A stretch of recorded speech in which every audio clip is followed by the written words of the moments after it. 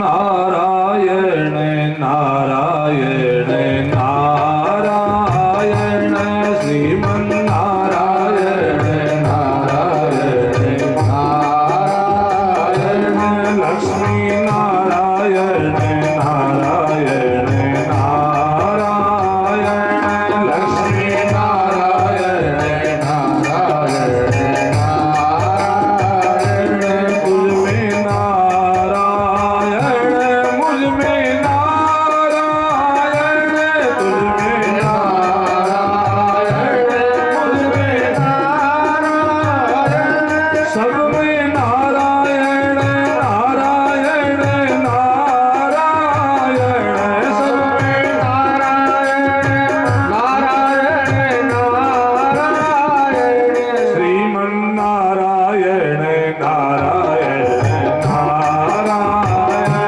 श्रीमन नारायण नारायण नारायण आते नारायण जाते नारायण आते नारायण जाते नारायण आते नारायण बीते नारायण सोते नारायण जगते नारायण सोते नारायण जगते नारायण हरदम नारायण नारायण नारायण। तो अजामिल उस गणिका को देखता है और एक संतों ने कहा है कि बाल से आल और बूढ़े से विरोध चंचल नारी से ना हंसिए। बाल से आल छोटे बच्चे से मजाक नहीं करने चाहिए, वो पता नहीं क्या अपमान कर देवे। बूढ़े से विरोध, बूढ़े व्यक्ति से विरोध करते हैं तो बूढ़े व्यक्ति के पास चतुराई है, ज्ञान है, अपने ज्ञान से कई पंजे बनवा देगा। और चंचल नारी से ना हंसिए, चंचल स्त्रियों से हंसी मजाक करना भी उचित नहीं है।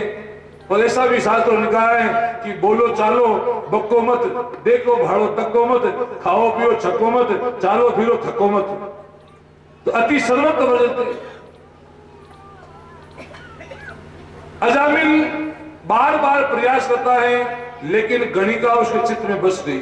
इसलिए अपनी आंखों से वो भी चीज देखो। तभी तो कल कपिल भगवान ने अपनी माता से कहा है, हे माता जीवे कीर्तय केशवम मुररिपु चेतो भज श्रीधरम पार्ष्णी गंध समर्चयाच्युत कथा श्रोत्र द्वयम तुम शृणु।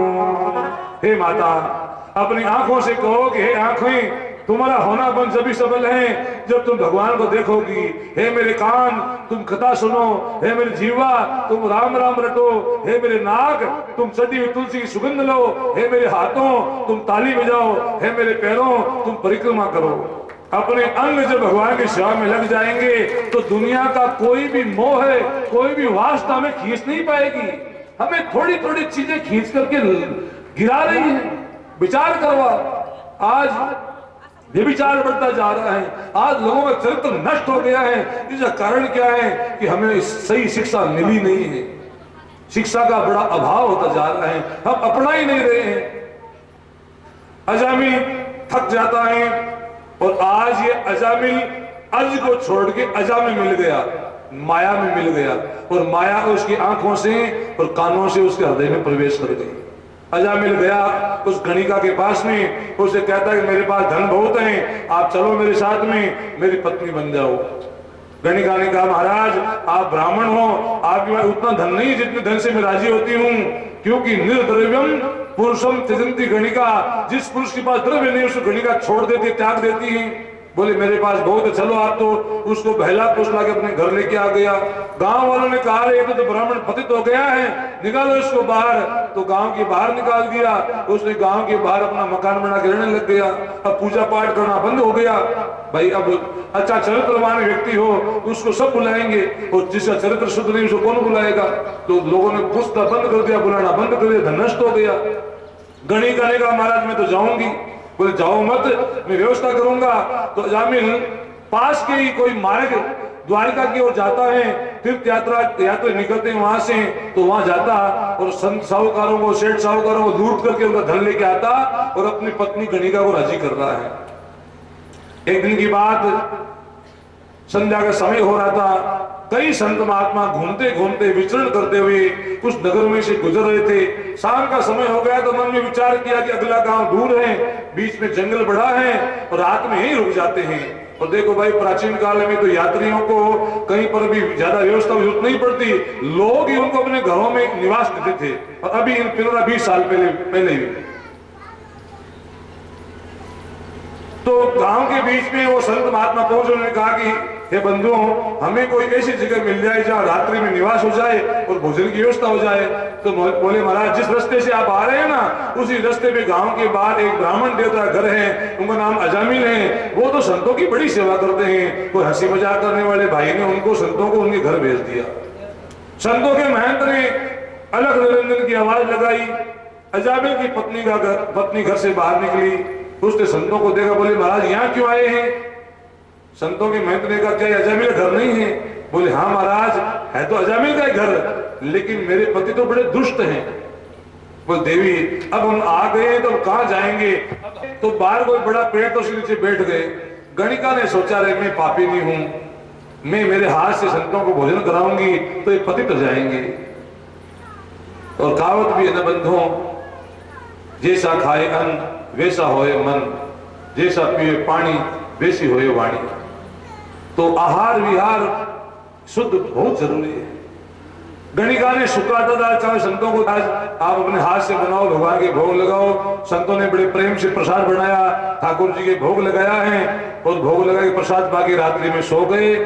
रात्रि में अजामिल कहीं लूटपाट करने गया हुआ था, वो घर में आया, देखा तो घर के बाहर एक बहुत बड़ी जमात सोई हुई है। अपनी पत्नी से पूछा, ये कौन है? बोले संत महात्मा है। अरे तभी तो आज मुझे कोई मिला ही नहीं लूटने के लिए, अभी देखो कितने कमंडल हैं, कितने इनके पास में चिमटे हैं, लगता है सोना चांदी भी बहुत लेके आऊंगा। अजामिल की पत्नी गणिका ने कहा, महाराज घर में आए हुए अतिथि का निरादर नहीं करते हैं, कुछ सत्कार होना चाहिए। तो कोई बात है, आज मैं कुछ नहीं कहूंगी, आप आज इनको कुछ मत कहो। बोले मेरे सुबह उठने से पहले चले जाना चाहिए। बोले हाँ महाराज, आप तो सुबह देरी से उठते हैं, ये संत महात्मा जल्दी उठने वाले हैं। अजामिल सो गया। संत महात्मा 4 बजे उठे, स्नान ध्यान करके अपने करताल और चिमटे निकाल करके कीर्तन करते हैं, गोविंद हरे गोपाल हरे नारायण दीन दयाल हरे गोविंद हरे गोपाल हरे नारायण दीन दयाल हरे नारायण दीन दयाल हरे नारायण दीन दयाल हरे नारायण दीन दयाल हरे नारायण दीन दयाल हरे गोविंद हरे गोपाल हरे नारायण दीन दयाल हरे गोविंद हरे गोपाल हरे नारायण दीन दयाल हरे। भगवान की जय हो। जैसे भगवान के नाम की आवाज अजामिल के कान में पड़ी, अजामिल झट से जग गया और दौड़ के सामने आया। देखिए बंधुओं, भगवान का नाम बड़ा मंगलकारी है, कल्याणकारी है, लेकिन मिश्री से भी मीठा है। तुलसी पूर्व पापते हरि चर्चा न सुहाग, जैसे ज्वर के जोर से भूख विदा हो जा। जैसे बुखार चढ़ती है और बुखार चढ़ने पर मिश्री भी कड़वी लगने लग जाती है, जीभ का स्वाद बिगड़ जाता है। और ऐसे भगवान का नाम है तो मीठा, लेकिन हमारे पापों से हमें बुखार चढ़ी हुई है, उसके कारण में मीठा नहीं लग रहा है, स्वाद नहीं आ रहा है, उसमें रस नहीं आ रहा है। इसलिए रस लेना प्रारंभ कर दो। 1 दिन 2 दिन महीना 2 महीने लगातार आप जप करना शुरू कर देंगे तो हमारे पापों की बुखार दूर हो जाएगी और भगवान का नाम निर्मल लगने लग जाएगा, अपने आप मीठा लगने लग जाएगा। अजामिल झट से जग के सामने आ गया, उनकी पत्नी भी साथ में आ गई। अजामिल की पत्नी गणिका साथ में थी। अजामिल ने लाठी अपने सामने की और कहा, संतों चले जाओ यहां से। संतों ने उसको देखा तो समझ गए, चेहरा देख करके तो बड़ा दुष्ट है। बोले हे जामिल चले तो जाएंगे, लेकिन हम तो ठहरे संत ब्राह्मण, जिस घर का अन्न खा लेते हैं जब तक उसकी दक्षिणा नहीं मिलती है तब तक हम नहीं जाते हैं, हमें दांत घिसाई दो। तो अजामिल तो लेना ही जानता था, देना जानता ही नहीं था। उसके हाथ में तो कान तक की लाठी थी। संतों के महंत ने कहा, अजामिल तू सोच रहा होगा हमें धन चाहिए, हमें धन की नहीं है चाह है, हम तो राम के बंदे, अरे हमें धन की चाह नहीं है, तो क्या चाहिए आपको? बोले अजामिल कितने बेटे हैं? बोले पहले से 2 पुत्र हैं। बोले अब की बात तेरे कोई बेटा हो जाए तो उसका नाम नारायण रख देना। नारायण? नारायण कैसे रख दूं? नारायण नाम रखो, चिंटू, बिट्टू, टिट्टू, पिंटू, सिट्टू है। अपने आज देखो नाम कैसे कैसे रख रहे हैं, विचार करो। अपने बच्चों की, अपने संतान के नाम रखो भगवान के ऊपर। हर देवता के 1000 हनुमत सहस्त्र नाम, गायत्री सहस्त्र नाम, दुर्गा सहस्त्र नाम, दुर्गा जी के दूर से शुरू होने वाले 1000 नाम, काली के कै से शुरू होने वाले 1000 नाम, ललिता के लय से शुरू होने वाले 1000 नाम, विष्णु सहस्त्र नाम, दामोदर सहस्त्र नाम, ऐसे भगवान के हजार नाम हैं। जो आपको प्रिय हो नाम रखो, लेकिन आज ऐसे नाम भी मत रखो जिनका कोई अर्थ ही नहीं हो रहा है। आजकल ये जो पढ़ी लिखी जो बच्चे हैं ना, इनके बारे में सोचते तो लगता है अरे धरती खिसक रही है, बीएड किए हुए, एमए किए, इनको अक्षरों का ही पता नहीं है। अभी एक बच्ची से पूछा, बेटा तेरा नाम क्या है? तो बोले अक्षिका। ऐसे ऐसे नाम रख रहे हैं जिनका कोई अर्थ नहीं बनता है। ऐसे उन्होंने नाम ठहरा लिए है, तो वो खुद पढ़े हुए तो बहुत हैं, हिंदी साहित्य से पढ़े हुए हैं, लेकिन उनको पता नहीं ये नहीं बनता है। इसका भी थोड़ा नियम है, नाम के भी कई सिस्टम है। तो नाम रखने के लिए आपसे निवेदन है कि बहुत ऐसे नाम है भगवान के, अपने जब बच्चों का नामकरण कराओ ना तो लेके बैठ जाओ सहस्त्र नाम को, उसमें ढूंढो, आपको कोई ना कोई भगवान का नाम, अच्छा नाम मिल जाएगा। अजामिल का कैसे रख दूं?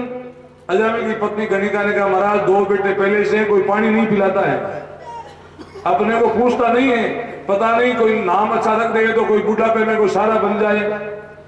तो अजामिल की पत्नी गणिका ने कहा, महाराज आप पधारो, अब की बार मेरे को संतानों के नाम नारायण रखूंगी। संत महात्मा चले गए, समय बीतता है। अजामिल की पत्नी उस गणिका के कोख से एक बालक ने जन्म लिया, उसका नाम रखा नारायण। अब देखो भाई, अच्छे काम में अपने धन को लगाएंगे धन बढ़ेगा, अच्छे काम में अपने शरीर की शक्ति को लगाएंगे तो बल बढ़ेगा, लेकिन बुरे कामों में धन और अपने बल को लगाएंगे तो जल्दी क्षीण हो जाएंगे। अजामिल जल्दी बूढ़ा हो गया।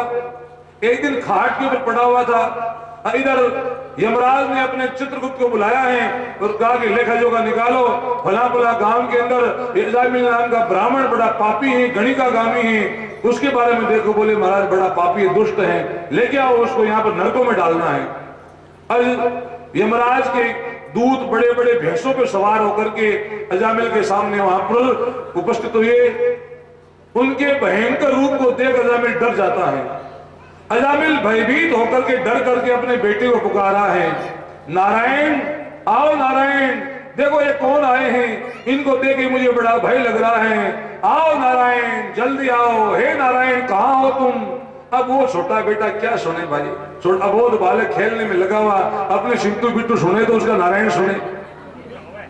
संयोग से यहाँ पर एक ऐसी स्थिति है कि ये अजामिल अपने छोटे बेटे से प्रेम कर रहा है। वैसे तो क्या है कि अपने समाज में तो क्या पड़ता है कि पिताजी बड़े बेटे से प्रेम करते हैं, माताजी छोटे बेटे से प्रेम करती हैं, और 20 लाख राम धनी व्या करे। आप खुद नजर उठा देख लीजिए आस पड़ोस से, मान आप ना आदमी जैसी प्रकृति को नियम है, लेकिन अजामिल अपने छोटे पुत्र से प्रेम कर रहा है। नारायण आओ, अरे नारायण कहाँ हो, जल्दी आओ, देखो ये कौन आए हैं। रट लगा दी उसने, और जैसे नारायण नारायण की आवाज सुनी तो आसमान में से भगवान के पार्षद जा रहे थे। अरे कोई हमारे भगवान को पुकारा है, आर्त पुकार, नारायण कहाँ हो, जल्दी आओ। झट से भगवान के पास पहुंचे। यमदूत उनके फांस डालने वाले थे। भगवान के दूतों ने कहा, अरे यमदूतों यहाँ क्यों आए हो? बोले महाराज हम तो आए हैं इस पापी को लेने, आप यहाँ क्यों आए हो? आपका यहाँ क्या काम है? ये बड़ा दुष्ट है, गणिका गामी है। भगवान के पास नहीं कहा, यमदूतों आपको पता नहीं है कोई आखिरी समय में हमारे भगवान को पुकारता है तो लेने हम आते हैं, तुम चले जाओ यहां से। बोले महाराज ये आपके भगवान को नहीं पुकारा इसने, इसके तो बेटे का नाम नारायण है, ये अपने बेटे का नाम ले रहा है। तो भगवान के पार्षद क्या कहते हैं, देखो भाई कोई की बात तो मानोगे, थाओ निवेदन थे हमारी बात मत मान जो, लेकिन जगह कोई बड़ा आप्त व्यक्ति बोले तो बाकी बात माननी चाहिए। तो भगवान का पार्षद कह रहा है कि क्या हमारे भगवान पुत्र नहीं बन सकते, क्या हमारे भगवान पिता नहीं बन सकते, क्या हमारे भगवान भाई नहीं बन सकते, क्या हमारे भगवान पति नहीं बन सकते? अरे सब कुछ हमारे भगवान ही तो है, हमारे भगवान के सिवा दूसरा है ही क्या? हे यमदूतों जाओ यहां से, अपने यमराज से पूछ के आओ कि किसको लाना है और किसको नहीं लाना है, इसको तो हम ही लेके जाएंगे। अब यमदूतों को यहां से भेज दिया, यमदूत पहुंचे यमलोक के अंदर। यमराज ने कहा खाली आप कैसे आए हो? बोले महाराज क्या बताएं, हम जैसे ही हम तो उसके प्राण निकालने लगे वैसे ही भगवान के नारायण के पार्षद आ गए और ये अजामिल अपने नारायण नारायण नारायण नाम पुकारने लगता है और उन्हें हमें भेज दिया। अब नारायण के नाम की आवाज उनके कान में पड़ी यमराज के, तो यमराज की भी आंखों में आंसू ढलक आए। यदि भगवान से प्रेम किया है, यदि प्रभु को माना है बंधुओं, तो एक नाम निकलते सिहर जाओगे, हृदय भर आएगा, उमड़ आता हृदय। बोले महाराज, यमराज से यमदूत बोल पड़े महाराज आपकी आंखों में आंसू। बोले अरे मेरे प्रिय सेवकों, यदि कोई मेरे भगवान का नाम लेता है, बोले आपके भी कोई भगवान है? ध्यान देना आप, यमदूत तो सोच रहे थे कि दुनिया के सबसे बड़े मालिक यमराज ही हैं, इनके सिवा दूसरा कोई भगवान नहीं है। तो यमराज ये बात कह रहे अपने दूतों से कि हे मेरे प्रिय सेवकों, हम 12 ऐसे भागवत हैं, 12 ऐसे भागवत जिनकी सत्ता केवल भगवान के नाम से चलती है, भगवान से नहीं। भगवान के नाम के तप से, भगवान के नाम के प्रभाव से सत्ता चलती है। वो कौन कौन से हैं? स्वयंभुर नारद शंभु कुमार कपिलो मनु जनको प्रहलादो भीष्मो बलिर्वैयासी गिर्वयम्। स्वयंभु ब्रह्मा जी, स्वयंभु कौन है? ब्रह्मा जी। शंभु भगवान शिव, स्वयंभुर नारद शंभु नारद जी महाराज, कुमार है संत कुमार, कपिल भगवान, बलि व्यास जी के पुत्र सुखदेव जी, भीष्म पितामह और वयम में यमराज, हम ऐसे 12 लोग हैं जिनकी सत्ता केवल भगवान के नाम चलती है। इसलिए हे यमदूतों, आज के बाद ये बात ध्यान रखना, यमराज कहे सुनो किंकर, तुम बात सुनो सब मिलकर। यमराज कहे सुनो किंकर, तुम बात सुनो सब मिलकर। जो नारायण गुण गाता, जो नारायण गुण गाता, वो भव भर से तिर जाता, वो भव भर से तिर जाता। जहाँ बैठे हो नारायण, वहाँ चलेगा अपना खाता। जहाँ बैठे हो नारायण, तुम बात सुनो सब मिलकर। तुलसी कमलाक्ष विराजे, जिस गले में तुलसी की माला हो, कमलाक्ष कमल गट्टे की माला हो, भुज चाप जिसने शंख चक्र धारण कर लिया हो, और द्वय मंत्र, 2 मंत्र। वैसे तो क्या है कि बंधुओं, ये जो मंत्र अष्टाक्षर, द्वादशाक्षर, पंचाक्षर, इन मंत्रों को सबके सामने खोल के नहीं बोलना चाहिए। लेकिन हमारे स्वामी रामानुजाचार्य जी महाराज ने तो क्या हुआ कि जब भगवत पाद उनके गुरुदेव ने जब गुरु मंत्र दिया तो वो चढ़ गए ऊपर गोपुरम के ऊपर, गोपुरम जो बना मंदिर के बाहर गोपुरम, उसके ऊपर चढ़ गए और आधी रात में उन्होंने ढंढोरा पीट दिया, सुनो सुनो सुनो। तो उस समय कहते हैं पूरे नगर में 12 ऐसे लोग जगे।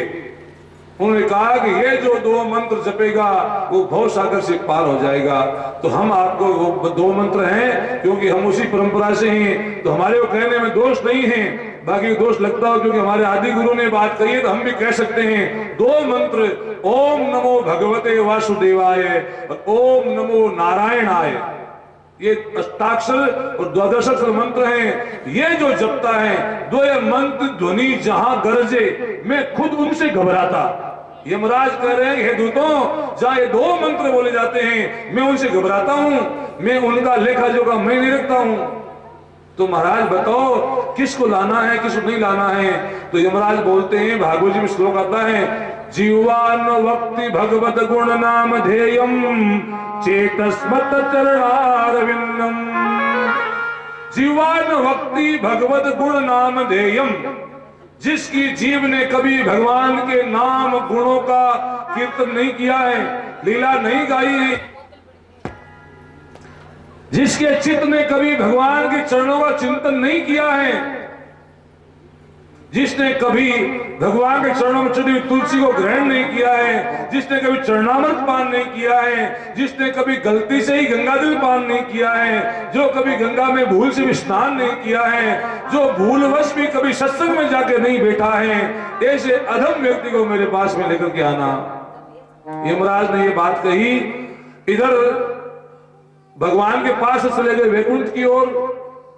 अजामिल ने मन में सोचा, रे मैंने तो अपने बेटे का ही नाम लिया था। ध्यान देना आप सभी, अजामिल मन में सोच रहा है कि मैंने तो बेटे का ही नाम लिया था, और बेटे का नाम लेने मात्र से भगवान के पार्षद में रक्षा करने आ गए, मुझे बचाने आ गए। यदि मैं सच में नाम ले लूं तो मेरा उद्धार हो जाए। उसने तुरंत स्नान किया है, पीताम्बर वस्त्र पहन लिए और अपने मन को समझाया, हे मेरे मन तू मत चिंता कर, अरे भगवान नारायण तो गुणों को ग्रहण करने वाले हैं, भाव को देखने वाले हैं, तुम्हारी बुराइयों को नहीं देखेंगे, वो अच्छाई को ग्रहण करेंगे, तुझे क्षमा करेंगे और तुझे अपने पद को प्रदान करेंगे। मनवा जो पछतावे रे, भरा मनवा जो पछतावे रे, सिरवर से गोपाल बेड़ा पार लगावे रे, सिरवर से गोपाल बेड़ा पार लगावे रे, मनवा जो पछतावे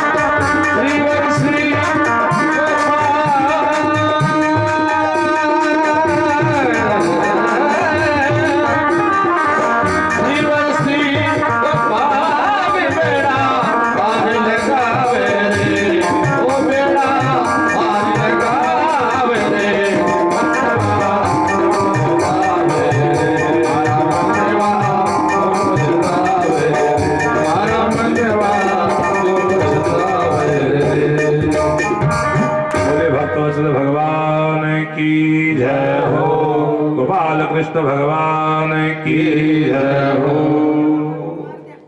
अजामिल महाराज मनवा क्यों पछतावे रे, श्री वर श्री गोपाल बेड़ा पार लगावे रे। ये भजन शरणा याद कर लो और जब भी मौको पड़े जा गाया करो। निज करनी को याद करूं जद जी घबरावे रे। यदि आपनी करनी खुद देखवा लाग जावागा पा तो जीव घबरावा लाग जाए। कति बार झूठ बोल रहा, कति बार कहीं कहीं कर्म कर रहा। और जको व्यक्ति आपकी करनी देखवा लाग जावे भी को जीवन धन्य है। भगवान भी कर्मा की तरफ कौन देगा बाद में। यदि आप खुद आप कर्मा देखवा लाग गया तो भगवान भी के द्वारा किया बुरा चोगा सब माफ कर देवे और भी अपना लेवे। तो ये वास्ते भेजो कि तारी प्रज्ञा जाग जावे, विवेक जाग जाए तो देखवा लाग जाए खुद। निज करनी को याद करूं जब जी घबरावे रे। प्रभु जी की महिमा सुन सुन मन में धीरज आवे रे। कि भगवान की महिमा सुनू जब हमारे मन में धीरज आवे। क्यों आवे धीरज? कि भगवान तो चौकी चौकी चीजा नहीं देखे। ध्यान दीजियो, आपा भी घर कमाने को कचरो थोड़ी रखा कोई। घर में कचरो रखना बंद कर दो। दिया घर कमाने कूटड़ो है, कचरो है, भी भेड़ो कर बारे फेंका कौन फेंका। यहाँ भी आपने मन कमाने काम क्रोध लोभ मोह मद अहंकार रूपियो बहुत बड़ो कूटड़ो है, बहुत कचरो बसड़ो है। ये कचरा की भी सफाई कर दो, इन भेड़ो मत करो। दुनिया कमाने को चीजा देखो तो बढ़िया बढ़िया चीज याद रखनी और बुरी बुरी चीजा भूल जानी। बात नजरअंदाज कर नहीं रखनी। खराब चीज का डाटा नहीं रखना, खराब चीज में कभी संग्रहित नहीं करनी। लोगों की बुराई की बात है, बुरी चीज है, बुरा कर्म है, बुरी बातें है, बंद कभी याद नहीं रखनी। अच्छी अच्छी चौकी चौकी चीज है बंद जीवन के माने पढ़ाओ। तो अजामिल जी को मन में सोच रहे, प्रभु आप तो परम दयालु हैं। इधर पहुंचे भगवान के पार्षद वैकुंठ के अंदर। भगवान ने कहा, पार्षदों मैं तो आपको समझदार समझ रहा था। बोले कैसे प्रभु? बोले खाली हाथ कैसे आए? अजामिल को लेते आते। बोले भगवान हम तो पूछने आए हैं कि अजामिल का क्या करें। भगवान ने कहा, पार्षदों आज के बाद ध्यान रखना, अंत समय में कोई मेरा नाम किसी प्रकार भी लेता है, मेरा नाम मुझे पुकारता है तो उसको वैकुंठ में लेके आना है। वो तो मेरे लोक का अधिकारी वैकुंठ का अधिकारी बन जाता है। तब तो भगवान के पास विमान लेकर के पहुंचते हैं और पुष्पों की वृष्टि होने लगी। अजामिल महाराज को विमान में बिठा करके सहस्त्र भगवत धाम के प्रस्थान करते हैं। बोले भक्तवत्सल भगवान की जय हो, गोपाल कृष्ण भगवान की जय हो, भागवत महापुराण की जय हो। अजामिल महाराज श्रीमन नारायण नारायण श्रीमन नारायण नारायण श्रीमन नारायण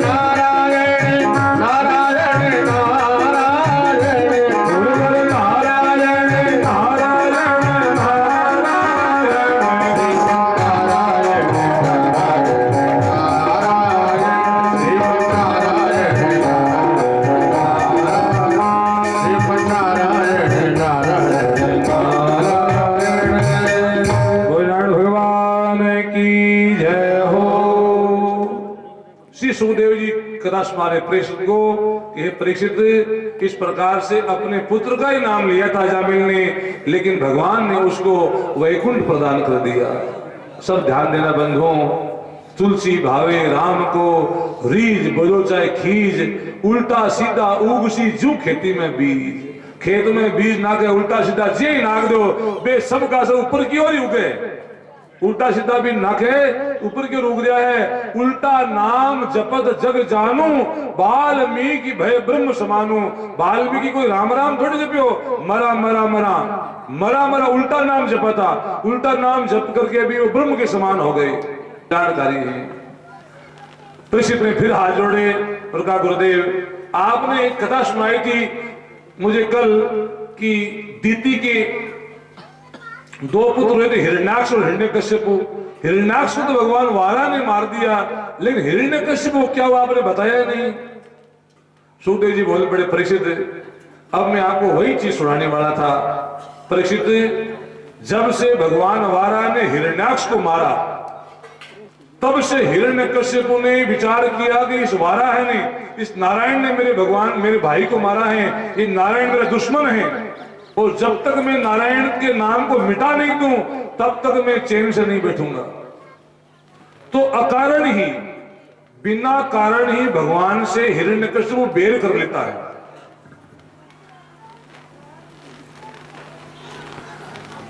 उसकी पत्नी जिसका नाम कयाधु, हिरण्यकश्यपु पत्नी का नाम क्या कयाधु। ये कयाधु भी भगवान की बड़ी भक्ता है। आज हिरण्यकश्यपु ने विचार किया कि बिना तप के तो मैं कुछ कर नहीं पाऊंगा, नारायण को बिठा नहीं पाऊंगा, तो मैं तप करने जाऊंगा। अपनी पत्नी से कहा कि हे कयाधु मैं तपस्या करने वन में जा रहा हूं, तुम मेरे राज कार्य सबको संभाल लेना। बोले हाँ पद्य आप चिंता मत कीजिए। कयाधु को मालूम है कि तप करने में एकांतवास करेगा, एकांतवास में मौन रहेगा तो ये तो मंगलकारी है। देखो भाई है तो बड़ा पापी हिरण्यकश्यपु, बड़ा दुष्ट है, लेकिन के साथ भी बुरे से बुरा व्यक्ति भी है और वो चुप बैठा है, एकांत बैठा है, तो उसका फायदा उसको मिलेगा। इसलिए कुछ भी आप नहीं करते हो, जैसे काम भी नहीं कर रहे हैं, जब भी नहीं कर रहे हैं और चुपचाप बैठे हैं, तो बस एक मेरा कहना मान लो, चुपचाप बैठे बैठे आंखें बंद कर लो या सोते समय भी कर सकते हैं, सुबह शाम दोपहर जब भी आपको मौका मिलता है तभी आपको एक ध्यान का तरीका बता रहे हैं। बैठ जाओ और अपने श्वास का ध्यान करो, लंबा श्वास लो, पूरा छोड़ो और श्वास को महसूस करो। और मैं सच कह रहा हूं कि इस शरीर में यदि कोई परमात्मा है तो वो प्राण है। इस शरीर में कोई परमात्मा है तो प्राण है। प्राण निकलते ये दो मन की देह मिट्टी हो जाएगी और इसकी तरफ ख्याल नहीं है। ये अंदर जो नारायण बस रहा है ना, इस नारायण की तरफ ख्याल नहीं अपना। तो जैसे प्राण का ध्यान करेंगे उठते बैठते, आप जब भी मौका मिलता है श्वास की तरफ ध्यान कीजिए। तो उसने सोचा कि मेरा पति बाहर जाएगा, ध्यान करेगा तो कम से कम कल्याण तो इसका होगा, कोई ना कोई रास्ता अच्छा बनेगा। हिरण्यकश्यपु जैसे अपने घर से बाहर निकला तो संयोग ऐसा हुआ कि तोता उड़ता हुआ आया और नारायण नारायण ऐसे बोल के उड़ गया। हिरण्यकश्यपु ने सुंदर कहा था घर से बाहर कोई यात्रा में जाएं और दुश्मन का कोई नाम ले लें तो यात्रा सफल नहीं होती है। नारायण मेरा दुश्मन है, नारायण ने मेरे भाई को मारा है, मैं आज यात्रा नहीं करूंगा। अपने घर आ गया। और बंधुओं हम सच कह रहे हैं आपसे कि नारायण भगवान के नाम से बढ़कर दुनिया में शकुन नहीं है। सबसे बड़ा सूर नारायण का है। जब भी घर से बाहर निकलो, जब भी घर में प्रवेश करो, कोई भी सीमा में प्रवेश करो, कोई भी सीमा से बाहर निकलो तो सबसे पहले दाहिना पैर बाहर रखो और 3 बार नारायण नारायण नारायण ऐसे बोल के फिर यात्रा प्रारंभ करो। यदि शत्रु के भी घर जाओगे तो भी वहां सत्कार होगा, वहां भी मान सम्मान होगा। हिरण्यकश्यपु घर में वापिस आ गया। कयाधु ने पूछा महाराज आप तो जा रहे यात्रा करने, वापिस कैसे आ गए? बोले क्या बताऊं, एक तोता मेरे सामने आया और नारायण नारायण बोल के उड़ गया। बोले पतिदेव तोता को ऐसे बोल सकता है? बोले हाँ मैंने मेरे कानों में सुना है। अब देखो भाई, अब स्त्री चरित्र की बात बताते हैं। माताओं आप में बहुत शक्ति है, आप तो शक्ति को पहचान नहीं रही हो, आपको पता नहीं हमें क्या शक्ति है, कितनी शक्ति है। कयाधु ने सोचा कि इसके मुख से नाम बुलाऊंगी तो किसी न किसी प्रकार से भला होगा। बोले पतिदेव तोता को ऐसे थोड़ी बोल सकता है। अरे कयाधु मैं तुम्हें सच कह रहा हूं, मैं घर से बाहर निकला, तोता मेरे सामने आया और नारायण नारायण ऐसे बोल के उड़ गया। मुझे पता है तोता नहीं बोल सकता, कोई देवता ये नारायण का नाम बोलने के लिए मुझे अपशकुन देने के लिए आया था, तभी वो ऐसे बोल के गया है।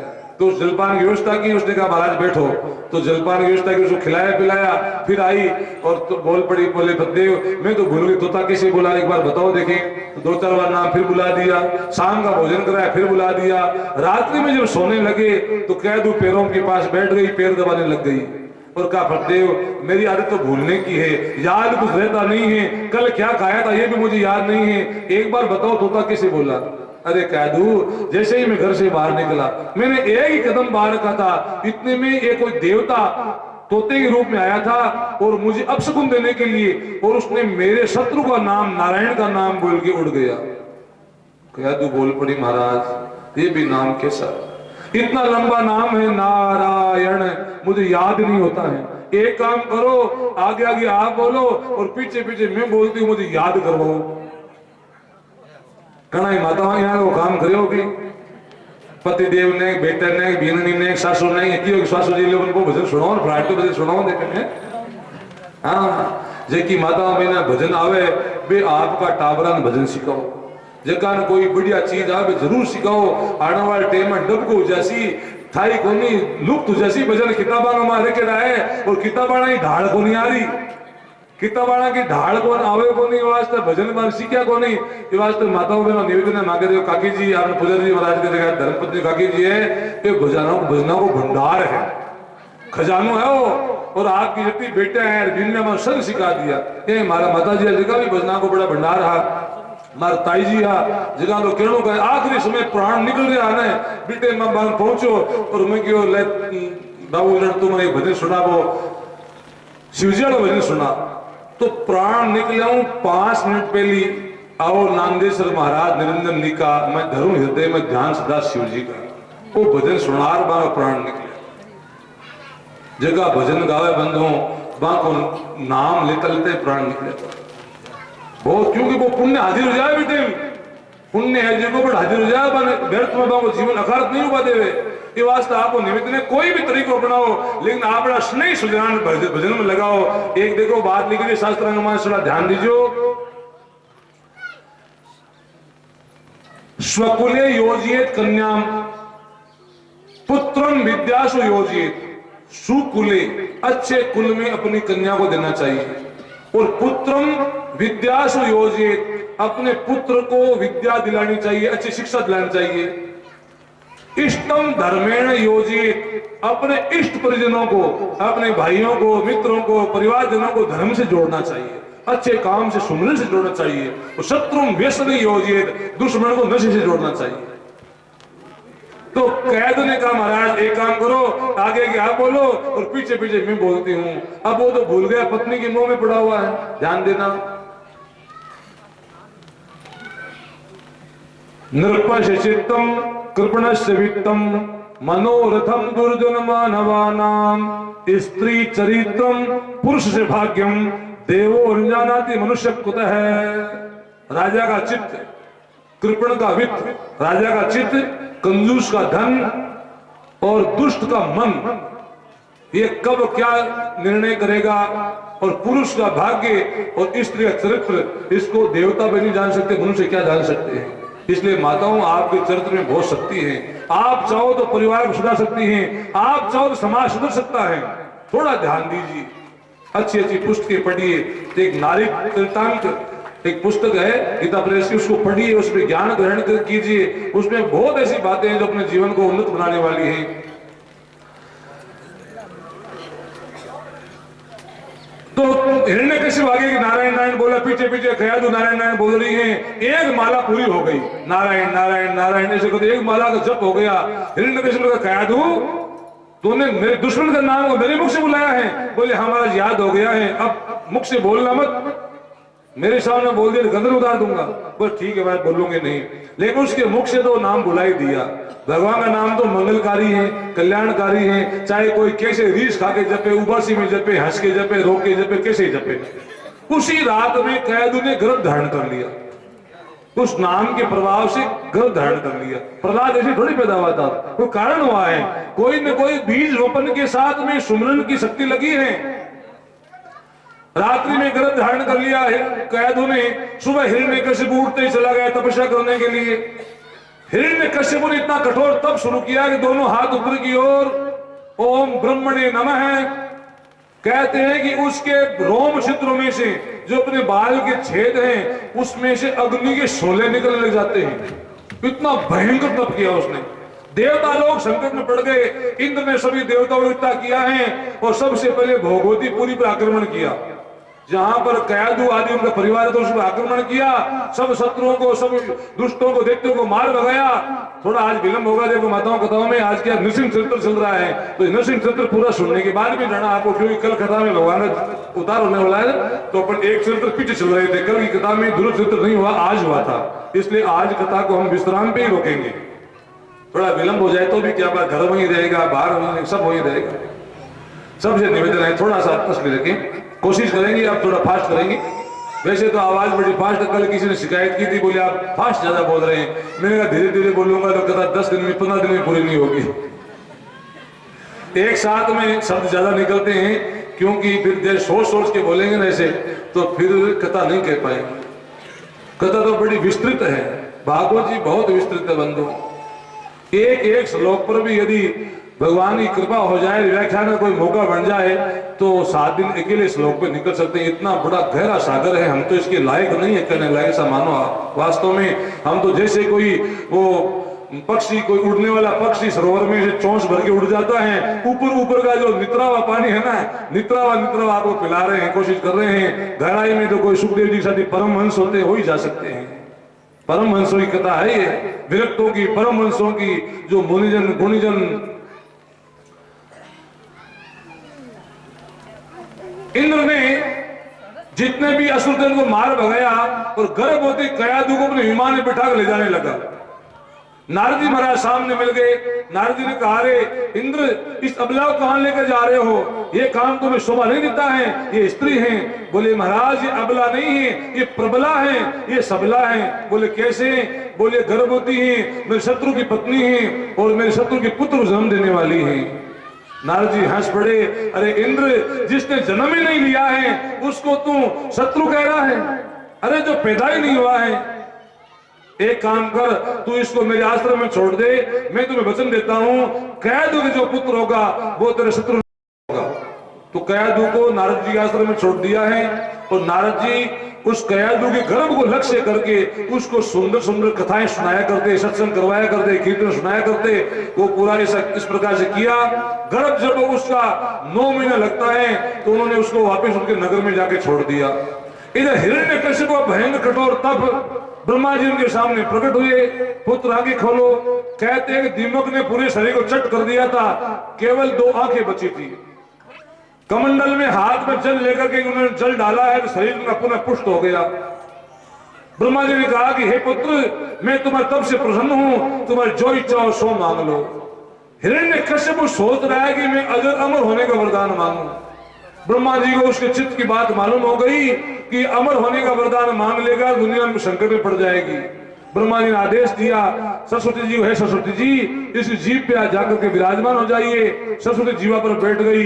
हिरण्यकश्यप का जबान बदल गई और उसने कहा कि महाराज, न दिन में मरूं, न रात में मरूं, न सुबह मरूं, न शाम मरूं, न भीतर में मरूं, न बाहर मरूं, न अस्त्र से, न शस्त्र से, न देवता से, न दानव से, न पशु से, न पक्षी से। भगवान ने कहा कि और कोई, ब्रह्मा जी का और भी कोई कंडीशन हो तो भी मांग लो। बोले महाराज आप तो ये वरदान दे दीजिए। ब्रह्मा जी ने ये वरदान दिया। बोले एक तुम्हारे को मैं बोनस में वरदान दे रहा हूं, इतना तूने मांगा है तो बोनस भी दे रहा हूं तेरे को। जो सृष्टि मैंने बनाई है उससे तो मरेगा ही नहीं। अब तो हिरण्यकश्यप ने सोचा कि सारी सृष्टि तो ब्रह्मा की रची हुई है, अब तो मैं अजर अमर हो गया हूं, मुझे मारने वाला सृष्टि में कोई नहीं है। कहते पहाड़ों को लांघता हुआ अपने नगर में आता है और सभी से कह दे मैं तुम्हारा भगवान हूं, मेरे नाम से पूजा करो, मेरे नाम से हवन किया करो। और भयंकर अत्याचार शुरू कर दिया है। जो कोई भजन करने वाले थे उनको सूली पर चढ़ा दिया, किसी को फांसी पर लटका दिया है, बहुतों को मौत की घाट उतार दिया है। भयंकर अत्याचार उसने किया है। समय बीतता है और कयादू कोख से एक बालक ने जन्म लिया, उसका नाम रखा प्रहलाद। प्रहलाद धीरे धीरे बड़े हो रहे हैं।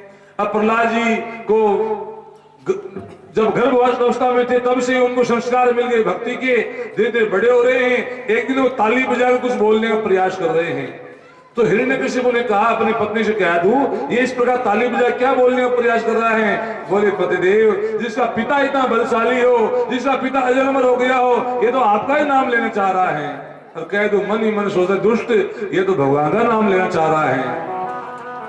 अब एक दिन की बात, संयोग ऐसी घटना हुई बंधुओं कि प्रहलाद जी घूमते घूमते गांव में निकले और नगर के अंदर एक कुमार का घर, और कुमार कुमारी बर्तन पका रहे हैं, बर्तनों में आग लगी हुई है, दोनों हाथ जोड़े आंखों से आंसू बह रहे हैं और भगवान को पुकार रहे हैं। प्रहलाद जी उनके पास पहुंचे और कहा कि हे माताजी, हे पिताजी, आप ये बर्तन पका रहे हैं, ये तो आग से पकने वाले हैं, ये आप हाथ जोड़े क्या क्या कर रहे हैं, क्यों खड़े हैं? तो अपने आप पक जाएंगे अग्नि से। बोले बेटा क्या बताएं? बोले जो भी बात हो हमें सच सच बताओ। बोले पुत्र हुआ क्या कि एक बर्तन के अंदर बिल्ली के 2 बच्चे थे और भूलवश हमने उस बर्तन को भी पकाने के इनके बीच में रख दिया। अब हमें याद आया कि बिल्ली के बच्चों को निकाला ही नहीं था, वो तो उस बर्तन के अंदर ही पकाने रख दिए हैं, तो अब क्या होगा? वो तो मर जाएंगे। बोले बेटा हमने सुना है भगवान बड़े कृपालु हैं, दयालु हैं, शरणागत वत्सल हैं, जो कोई भगवान की शरण में हो जाए भगवान की रक्षा करते हैं। हम तो भगवान की शरण में हो गए हैं, हे प्रभु इन बच्चों की रक्षा करो, गलती हमारी है, दंड हमें दो। हम तो यही प्रभु से प्रार्थना कर। तो क्या नाम ले रहे हो आप? बोले हम तो नारायण नारायण नाम ले रहे हैं। बोले फिर तो मैं भी आपको साथ में लेऊंगा, खड़े हैं मैं देख के जाऊंगा।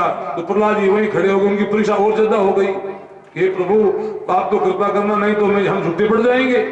तो भगवान की ऐसी कृपा हुई कि बर्तन पक गए, अग्नि ठंडी हो गई, ऊपर का बर्तन पका हुआ, नीचे का पका हुआ। जिस बर्तन के अंदर बिल्ली के 2 बच्चे थे वो भी पका हुआ है, ऐसा नहीं वो कच्चा है, वो बर्तन भी पका हुआ है, लेकिन उस बर्तन में से बिल्ली के बच्चे ऐसे निकले हैं जैसे मानो कोई फूलों की टोकरी में बिठाए हुए हो, जीवित बच्चे निकले हैं। अब तो प्रहलाद जी रोमांचित हो गए, रोम रोम खड़े हो गए। हे प्रभु, हे दयानिधान, आप इतने दयालु हैं कि आप दिखते भी नहीं हैं, लेकिन आपने कितनी बड़ी कृपा की है। इस महान भयंकर आग में से आपने अबोध बच्चों को बचा लिया है। जीव के सच्चे संगी तो भगवान ही है। प्रहलाद जी उस दिन से ही भगवान की शरण में हो गए। अब भाई एक दिन की बात, गुरुदेव ने हिरण्यकशिपु ने अपने गुरुदेव को बुलाया, शुक्राचार्य जी महाराज को, और कहा कि गुरुदेव इस बालक प्रहलाद को ले जाओ और अस्त्रों से शिक्षा दो।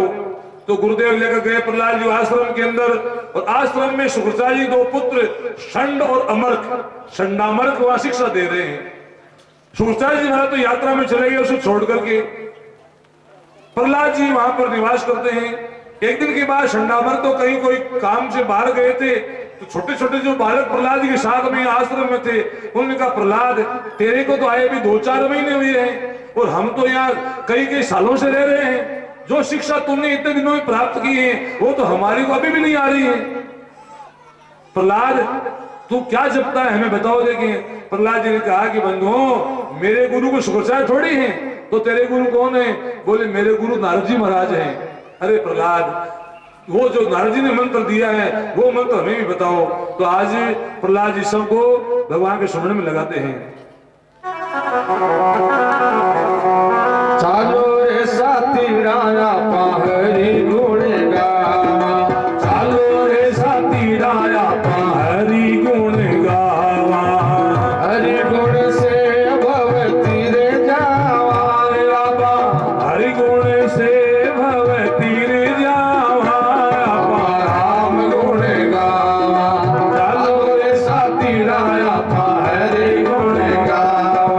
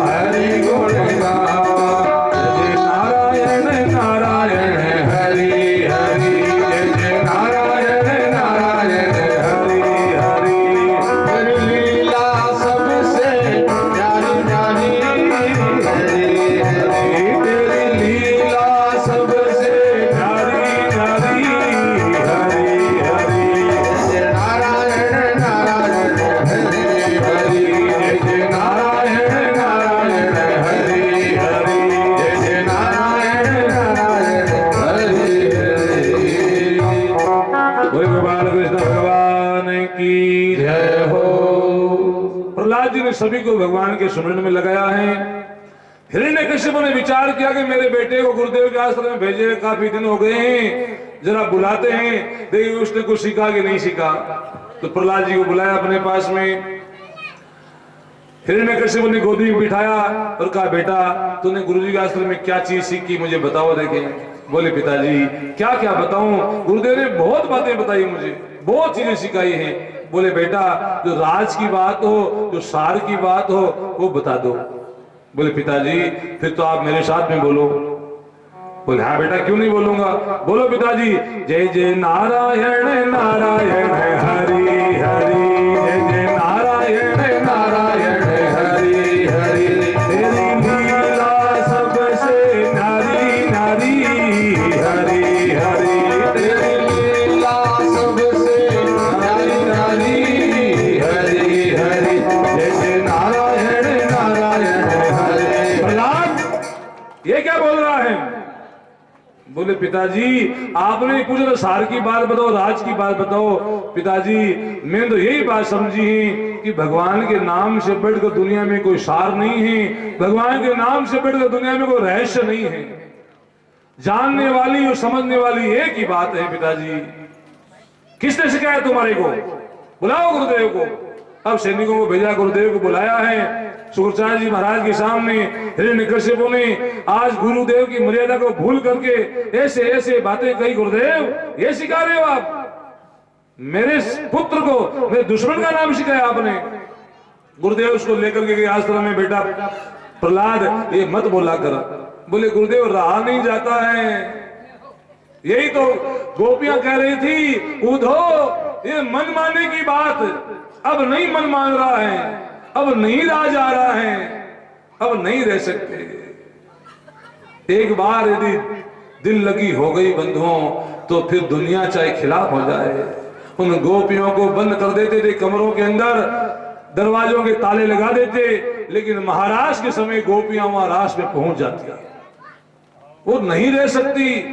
प्रहलाद जी ने कहा, गुरुदेव रहा नहीं जाता है। शुक्राचार्य जी ने कहा कि प्रहलाद जैसे मैं ले रहा हूं ना वैसे लिया कर, चुपचाप लिया, किसी को बताना नहीं है, किसी को मालूम नहीं मत होने दिया कर। ध्यान देना बंधुओं, शुक्राचार्य जी महाराज थे तो असुरों के गुरु, लेकिन भगवान के भक्त थे। बोले, बेटा भगवान का नाम दिखा कर लेने की बात नहीं है। बोले, गुरुदेव आदत यही पड़ गई है, अब नहीं रहा जाता। बोले, बेटा मैं तो यही कह रहा हूं, छुपा के ले, तेरा पिता बड़ा दुष्ट है। ऐसा कह के वो तो चले गए। 4-6 महीने बीतने के बाद में पुनः प्रहलाद जी को बुलाया गया है और हिरण्यकश्यप ने गोदी में बिठाया। बता प्रहलाद अब क्या सीखा? अब देखो भाई, वो तो सीखे हुए थे, सिखाने वाला कौन था उनको? उनको तो नारद जी ने सिखा दिया गर्भावस्था में ही। इसलिए माताएं बहनें जो गर्भवती होती हैं, उनसे निवेदन है कि वो भगवान का खूब सुमिरन करे, अच्छी बातें सुने, शास्त्रों को पढ़े, अच्छे अच्छे चीजों का अनुसंधान करें, तो उनके शतोगुणी पुत्र उत्पन्न होंगे, संतान बड़ी शतोगुणी होगी। इस बात का विशेष ख्याल करें। गर्भावस्था में भक्ति का बीज रोपण कर दिया जाए तो कहना ही क्या। और फिर भी छोटे बच्चे हैं, इनको भी थोड़ा समझा के लाया करो, बेटा थोड़ा बैठ वहां पर, है ना। ऐसे नहीं मानते, कैसे ही समझाओ उनको? तो थोड़े नाम पढ़ेंगे कानों में तो कुछ ना कुछ तो सुधार होगा ही होगा। हम बोल के कहेंगे नहीं इनको तो कैसे समझेंगे ये? थोड़ा रात में कान पकड़ करके प्रेम से समझाओ, बेटा सुनाकर वहां पर, चाहे समझ मत आओ बोले। और हम तो कोशिश यही कर रहे हैं कि अपनी बोलचाल की जो भाषा है उसी में बोलने की प्रयास करेंगे, आप और हम सब के समझ में आए।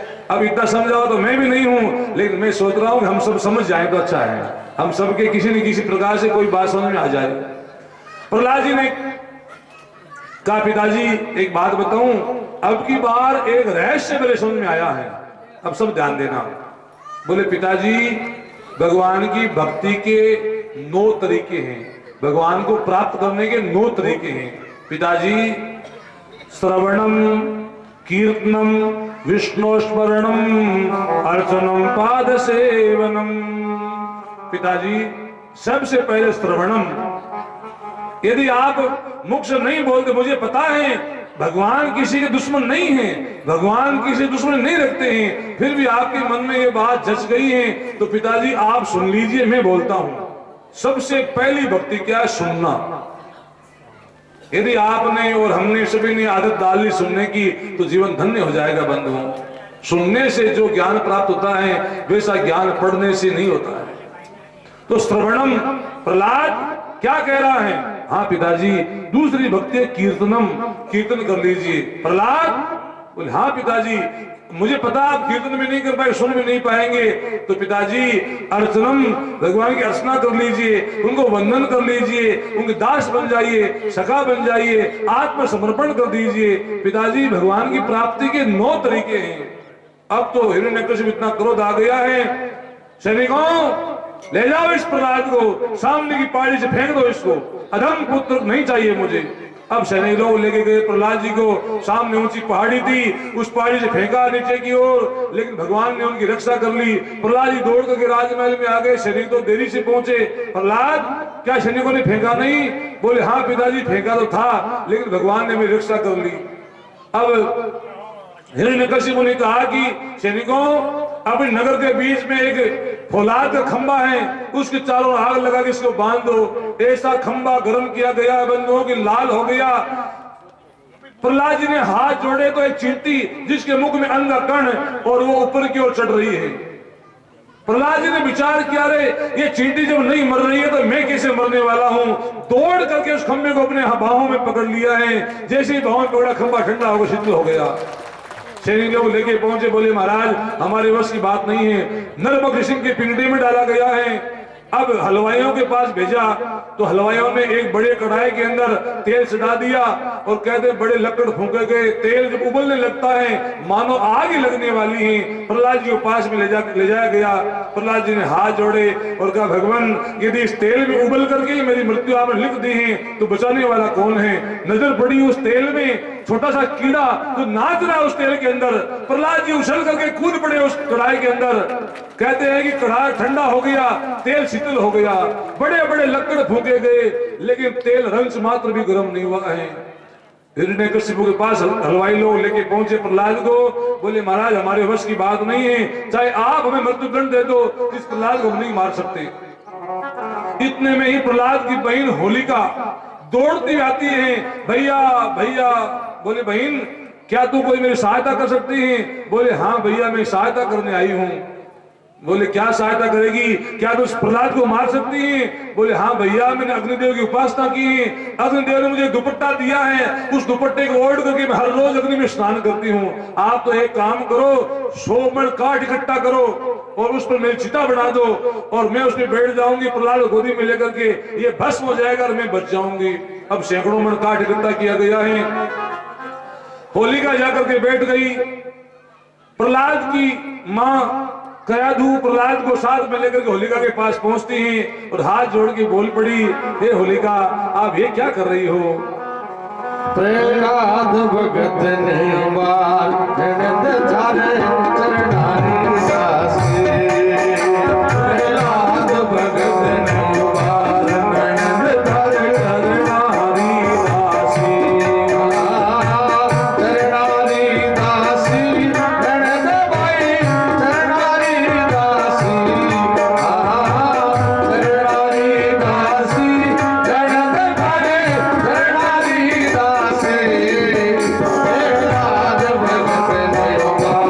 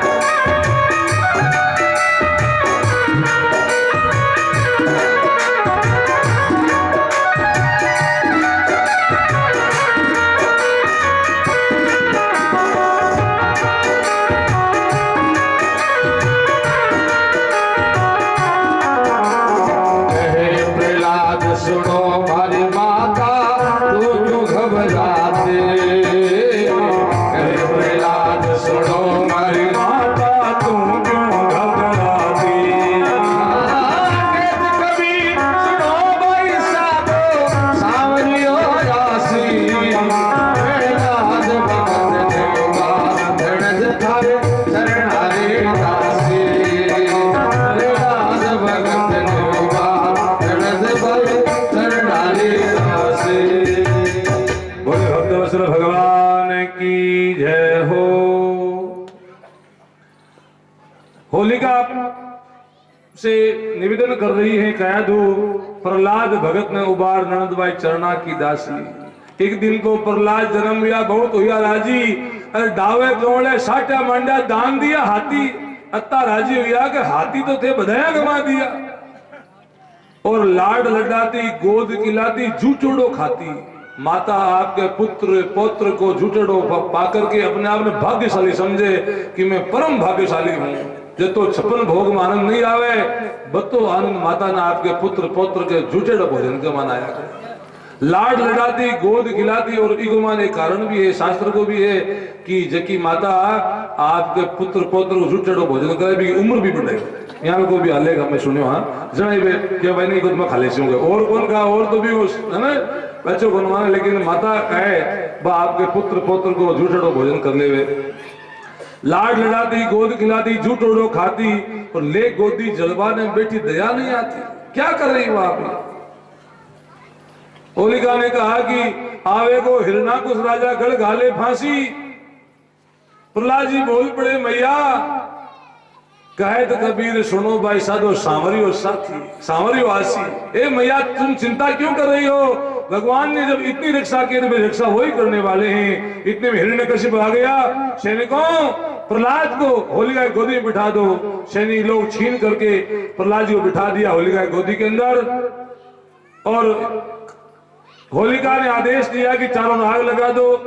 जैसे ही उस चिता के आग लगाई है, आग थोड़ी थोड़ी उद्दीप्त हो गई, लकड़ियों को जैसे पकड़ लिया है। और बंधुओं भगवान की वहां पर ऐसी माया हुई कि 49 प्रकार से मरुदगुण प्रकट हो गए।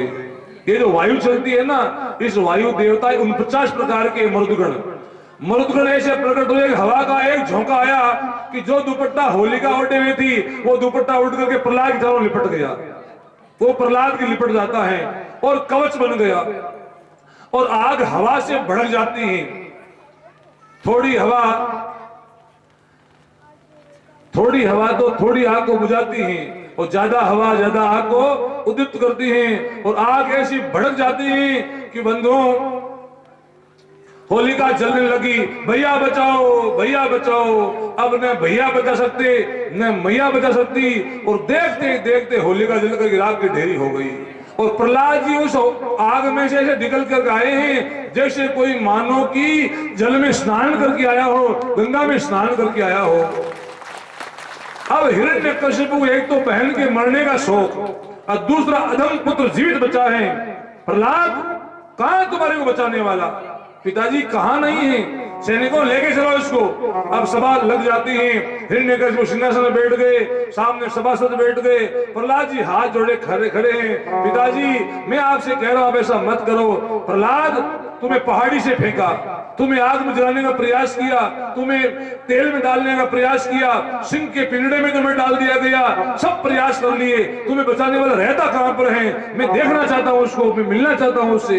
पिताजी तुझ में नारायण मुझ में नारायण, तुझ में नारायण तुझ में नारायण, आगे नारायण पीछे नारायण। सभी बोलिए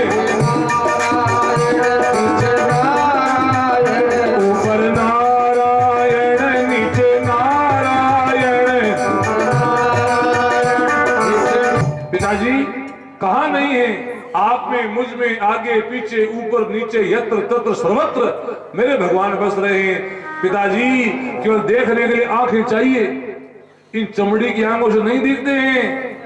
उनको देखने के लिए प्रज्ञा चक्षु चाहिए, ज्ञान की आंख चाहिए। प्रहलाद ये सब बातें बंद कर। क्या इस खम्भे में तुम्हारे भगवान हैं? बोले पिताजी आप कैसी बात कर रहे हैं? मैं तो कह रहा हूं कण कण में मेरे भगवान हैं। इस खम्भे में से करोड़ों रूपों में मेरे भगवान प्रकट हो सकते हैं। देखने वाली कोई आंख चाहिए। जर्रे जर्रे में है झांकी भगवान की, किसी सूझ वाली आंख ने पहचान ली। अरे कोई सूझ वाली आंख चाहिए, कोई प्रज्ञा चक्षु ज्ञान वाली आंख होए तो उसको देखे। प्रहलाद बता क्या इस खम्भे में तुम्हारे भगवान है? प्रहलाद जी हृदय पे हाथ रखा और हाँ पिताजी इस खम्भे में मेरे भगवान है। अब तो हिरण्यकशिपु भारी भरकम में गदा उठा करके जाता है और भयंकर प्रहार किया। जैसे खंबे के प्रहार किया है वैसे भगवान नारायण साक्षात नरसिंह के रूप में प्रकट हो गए हैं। ऊपर का मुख सिंह का, बाकी शरीर इंसान का है। वो नरसिंह भगवान की जय हो। भगवान नरसिंह के रूप में सामने प्रकट हुए हैं। ऐसा समय है कि आधा सूर्य बाहर आधा अंदर की ओर है और झट से उसको उठा लिया अपने हाथों के अंदर।